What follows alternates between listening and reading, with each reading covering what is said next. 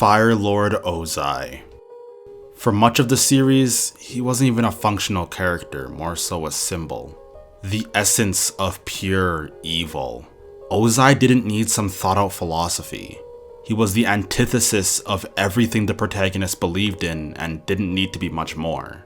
He was what Zuko could have become without Uncle Iroh.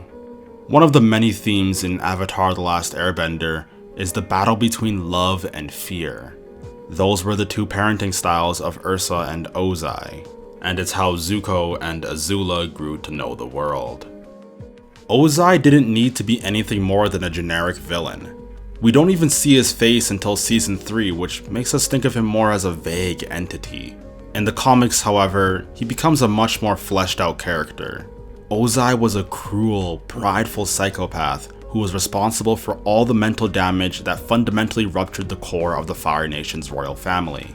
Before we really get started, I want to preface that I won't be talking about Azula too much, as there's already a very thorough video on her psychology made by Hello Future Me, which I'm sure 90% of you have already watched. I want to focus mainly on Ozai's relationship with Ursa and how it fundamentally ruptured the entire family unit. And I'll be using Zuko mainly to talk about the effects. I'll be highlighting the many ways Zuko was mistreated. Ozai was the ruler of the Fire Nation during the last years of the 100-Year War. Ozai was the second son of Fire Lord Azulon and Ila. From the moment he could walk on 2 feet, there was already something off about him. Practically from birth, Ozai was easily angered, domineering, and insatiably power-hungry. According to Iroh, Ozai lacked empathy, was not the understanding type, and never regretted, forgave, or changed his mind about anything. There was always this level of cruelty to his character that felt innate. It really makes you wonder if someone is truly born bad, or if anything in his life could have been done to reverse his innate evil. Ozai, unlike anyone in his family, has never shown a hint of empathy or self-reflection at any point in his life. Even Azula has her moments. Iroh initially dismissed this as a young child throwing a tantrum, but it soon became clear that there was something far more to this. Iroh later realized that Ozai's temperament stemmed from a deep-seated lack of empathy and brutal ambition, and he distanced himself from that. This dichotomy between the two brothers is seen cinematically in how Iroh and Ozai never directly confront each other or even share the same frame or panel at any point in the main series or comic books. For Iroh, Zuko represented the physically lost son and his psychologically lost brother. Zuko gets his passion and aggression from his father, but had this offset by redirecting his passion into love. Zuko's alternate story, where he truly does kill the Avatar and gets everything he thought he wanted and is never influenced by Iroh, is a mirror of Ozai's story. In an attempt to create a powerful bloodline, Fire Lord Azulon and Ozai seek out Avatar Roku's bloodline. From the moment he started looking for a wife, he was already ruining his family. Ursa was living a peaceful life and had just recently got engaged, but Ozai quickly severed all of her bonds with the people she loved, thereby metaphorically dismembering her, cutting her limb for limb. Ozai took everything away from Ursa except her bloodline. Ozai took everything that made her human and stripped her down to a vapid shell, only to be used to proliferate the Fire Nation. A vessel to be used and discarded. Ozai doesn't even let Ursa mention her old life again. He completely owns her. While it was never explicitly shown on panel, there is clear implication that Ozai physically abused Ursa in the comics. In Smoke and Shadow, she shows anxiety just staying in the same physical place she once did with Ozai. The physical space evokes such a poignant response in her. Ozai shows many symptoms of a psychopath.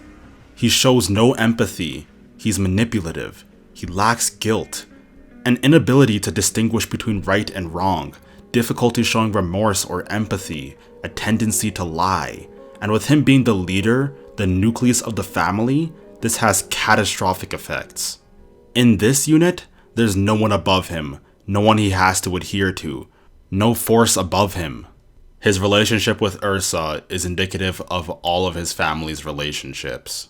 Ozai controlled the entire family unit through power and manipulation. Those personality traits were inherited and demonstrated most prominently in Azula. Ursa, conversely, reinforced ideals of love and kindness, and tried to exert some of this into Zuko when she realized Azula was her father's child through and through. These conflicting ideologies and parenting styles were the next step in breaking down the family unit. Zuko being raised to value love and Azula being raised to value fear comes back later, and I'll be talking about that more soon. Ozai will manipulate, use you up like a soggy towel, and throw you out just to further his goals. He's a master at identifying people's insecurities and capitalizing on them. Zuko and his mom, Azula and her need for approval, Ursa and her previous life, and even his father Azulon and his desire to maintain a powerful Fire Nation into future generations. When he confronts Ursa about her previous lover's life, he doesn't even hesitate or think twice about telling her that her boyfriend was dead, despite it being a lie. He even said this with a smile, as if he took pleasure in her misery. Ozai always wants to bring himself up while tearing his family down at any point he could get, using not only physical force, but cunning, deceptive psychological tactics. And on top of that, his encounter with Ursa tells us that he's a quick thinker. Ozai kills his father for his own gain and banishes his wife to exile. The only thing that matters to Ozai is exercising his power through force and manipulation. You may even infer that this is the main reason he even had kids. By raising his kids to be exactly like him, he in a way will live through them. He has no concern for what's right and wrong, only power. When Zuko came back to the Fire Nation in Book 3, Zuko is confused, claiming he doesn't know the difference between right and wrong. This point contrasts Ozai. In the comics, when Zuko couldn't choose whether to decide with the Fire Nation or the Earth Kingdom, Ozai doesn't try to explain to him what is right and wrong. He tells him that no matter which side you choose, the strong or the weak, you will be right. That doesn't even make any sense. But to Ozai, right and wrong is not the question. Good and bad don't exist. Weak and strong had nothing to do with this question. He had the final say. The only thing that matters is what he says. Everyone must feel the supreme power of the Fire Lord. Ozai's first child was Zuko. From birth, Ozai was unsure if Zuko had firebending. He thought about banishing him right then and there because it would look bad on him if he had a child with no firebending powers. From birth, he was already conspiring against Zuko and planning on banishing him. Zuko shows many symptoms of child abuse. He has a physical scar from physical abuse. He has an emotional scar from being publicly shamed by his father. He has social scars from Ozai empowering others to openly criticize him. He has psychological scars from his upbringing. Zuko was neglected, lived in shame and without honor, lived in fear, was constantly angry, had low self-esteem, overzealous eagerness to please his father, confused emotions, depression, self-abuse, constantly compared himself to his sister, and his father showed disdain for him every time he spoke about Zuko. And perhaps worst of all, Zuko was purposely sent on a futile mission to capture the Avatar. Ozai was looking for every excuse to get rid of his son, and as soon as an opportunity presented itself, he grabbed it. When Zuko was a child, Ursa sent letters to her old village in secret in hopes of communicating with them. One day, she wrote a letter saying Ozai isn't Zuko's father to see if Ozai was seeing the letters in secret, and when she found out he was, out of anger she wishes Ozai wasn't Zuko's real father. Ozai took this literally, although he knew she was lying, and became determined to treat Zuko as though he actually wasn't his son. Ozai was already disappointed in Zuko, but after this event, Ozai kicked things to another level and told Ursa that it was all her fault. Ursa wanted revenge, to hurt Ozai even if it was just for a moment, but Ozai took this personally and started to treat Zuko as if he were a treacherous dog and someone that was not his own. Azula conversely was showered with praise from her peers and accepted by her father. The main difference in their upbringing was how Zuko was genuinely loved by his mother and had a father figure in Iroh, But Azula never got the love she wanted from her father. She was taught her whole life that power and fear were the ultimate ways to rule. So when Tylee and May finally betray her, claiming their love for others was stronger than their fear of Azula, she mentally breaks down. Ozai corrupted this child so much that even the mention of love trumping fear was enough to make her slip. It confused her. Love was something exclusive for weak people like Iroh and Zuko. This fundamental difference in parenting contributed to making Zuko and Azula find rewards and recognition in fundamentally different behaviors.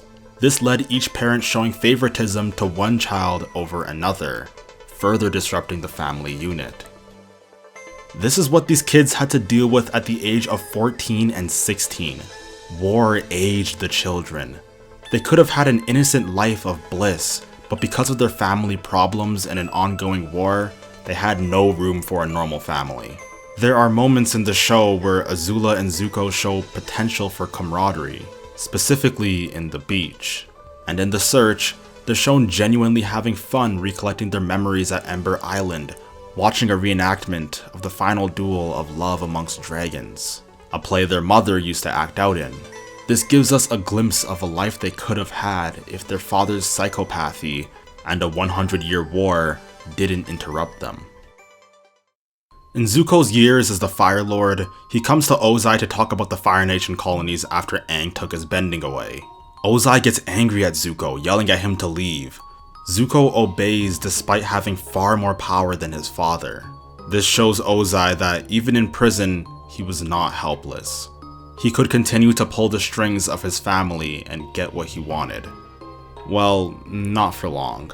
After he confronted Ursa for the first time since he banished her, she stood her ground. She realized that he no longer had any power over her. She realized just how small a man he was after trying so hard to be big. His heart was so small that he had no room for love, no room for his son, daughter, wife, or even himself. The Love Amongst Dragon play is about a dragon emperor cursed by a water spirit and forced to adopt a new alias, Noron. This humbling experience results in Noron falling in love with the Dragon Empress and breaking the curse. This play is a commentary on Ursa's relationship with Ozai and her previous boyfriend, now appropriately named Noron. The Dark Water Spirit is Ozai, and once the curse is broken, Ursa and Noron live together in eternal love. Zuko also uses the Dark Water Spirit on many instances, but ultimately lets go of it at Lake Laogai. In other words, Zuko lets go of his father's curse metaphorically at Lake Laogai thanks to Iroh. Iroh is the silver lining for the entire family. Zuko thankfully had an unconditionally loving uncle to fall back on and teach him. Azula never had that luxury, and now Zuko wants to share that love with Azula. Azula and Ozai were born the same way, with the same cold heart. If Zuko was able to save Azula, it would be like Iroh saving his brother, continuing the cycle of love. This could be a way for the creators to say that even someone like Ozai, who seemed to be born evil, could be saved. Thank you all so much for watching.